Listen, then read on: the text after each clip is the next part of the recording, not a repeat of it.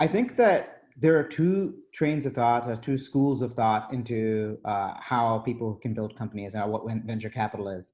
One is the fact that founders are inherently brilliant and they'll just figure out a way and a path forward. The second is one which says, no, founders are, yes, are inherently brilliant, but with a little bit of help from VCs, you can actually change the trajectory of the company. I firmly believe that is the case. And so having built my own companies, I will say I don't come from a family where I necessarily have all the business connections and contacts. I didn't grow up with a family where I could call on someone to ask question A versus question B, how do you actually implement and move forward?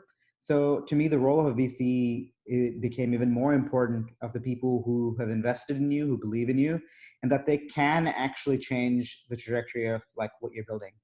So to me, I noticed so many peers who have started their own companies who unfortunately had passive investors. And the outcomes were commensurate with that. It's just they could have had what I thought were brilliant ideas and multi-billion-dollar exits, and yet it didn't happen. And so my vow was to actually be an investor where I can truly partner with the people I'm investing in and help them with all those difficult things that come their way and allow them to really have a chance and their best shot at making it happen.